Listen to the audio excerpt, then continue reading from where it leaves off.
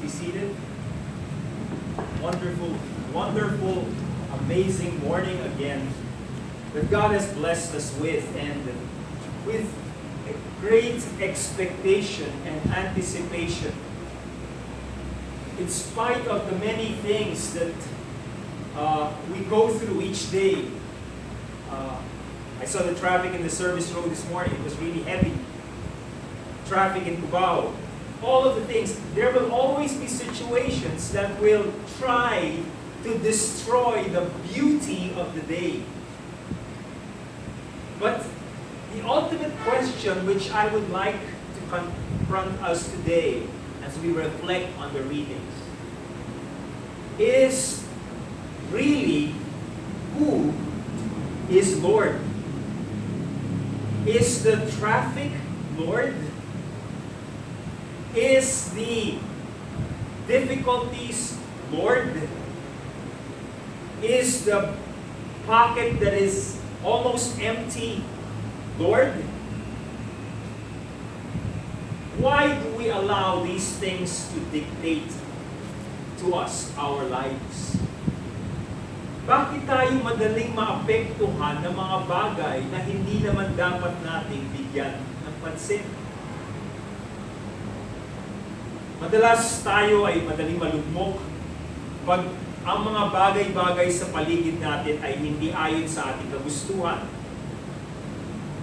We easily cringe whenever there is a difficult job to do. We easily get excited when there is something that we can benefit from.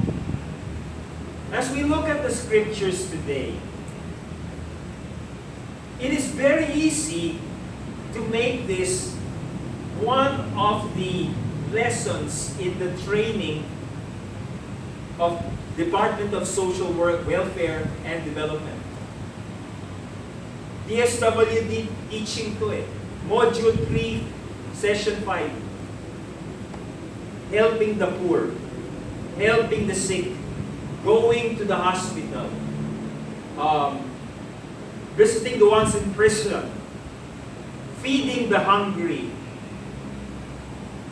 Anyone can do that. A Muslim can do that. A Buddhist, an atheist can do that. What is the distinction of this parable that makes it different from in our lives from what others can do? We're not involved in social work. Social work could be a product, but the very essence of our lives, sana makita natin. When you do this to the least, the end product, you do it to me. It's about Jesus. It's not about the poor, although we have to have compassion. It's not about those in prison. It's not about the work we do. It's not about the things that are around. It's about Jesus. Jesus is the very center of our lives. He is the one that is there always with us. He is the one we see it all throughout in Joshua. In the book of Joshua, he is Rahab's scarlet thread. He is the captain of the host of salvation. He is the Ark of the Covenant that is being carried by the Levitical priest. He is Joshua, who is leading the people. It's Jesus. He is the Passover lamb. He is the seed of the woman. He's the pillar of cloud by day and the pillar of fire by night. He is the Christ with unsearchable riches. He is even in the book of the Bible that does not even contain the word God, the book of Esther. He is Mordecai in that book. He is the weeping prophet. He is the good shepherd. He is the wisdom.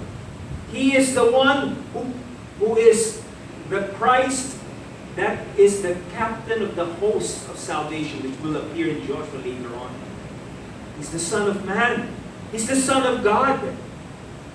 He is the Holy Ghost, the signs and wonders. He's Aaron's rod that budded. All of these things, even if we come to the contemporary situation, He is it. He is this vestment. Why am I wearing this? Why do we plancha it so much? Why do we take care of it? Because this is the robe of righteousness given by Christ to make us, remind us, Christ is the one speaking to us. Christ is the one celebrating the Eucharist. Christ is the one who is here today. We will meet when we come on time, because it is Christ that I come for. It is not for the work. It is not for Cathedral of the King. It's not for a building. It's not for stones. It's not for work. It's Christ. Everything is about Christ. And when we forget that, we reduce ourselves to, again, plain humanity. We become the Department of Social Welfare and Development. We become like any institution of man that is trying to do it his way. All of these things are vital. All the work we do, we must be diligent. True. But the diligence is, if we do it to them, you are really, the bottom line is Christ. Are we doing it for Christ? Are we really here for Him? Do we have that understanding that He is the one who is with us each day? That I can bow before Him. That I can come and sing praises to Him. And whenever we read the Benedictus Dominus Deus, whenever we read Surge Illuminare, Benedictus es Domine, it's Christ that we are reading.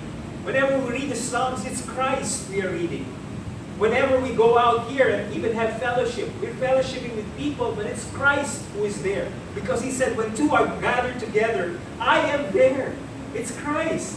It's always Christ. Christ is the end of all in all. From Him, through Him, and to Him are all things. All things. Because Jesus is the very life of the world.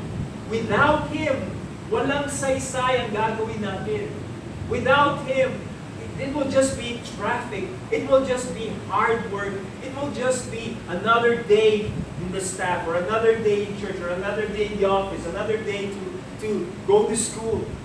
It's Christ that makes each day significant and relevant to us. Because this is the day which Christ made. We will rejoice and be glad. Without Him, we can do. Yes, we can do nothing. Lahat ng gagawin natin is amounting to nothing without Him.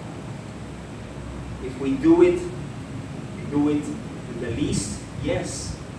But it's really, we do it for Christ. He's the all in all.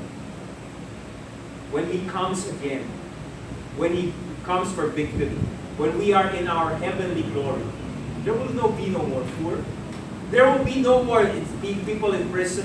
Wala nang tao forever and ever. Wala nang tao sa hospital. Wala nang tao tayong nagugutom. Pero life will continue. Why? Because Christ is there. The need is not the Lord. The problems are not the Lord. Because they will cease one day. And it will be Christ who will go on forever and ever and ever. And as we come, let us realize that our whole life is Christ. Let's stand, please.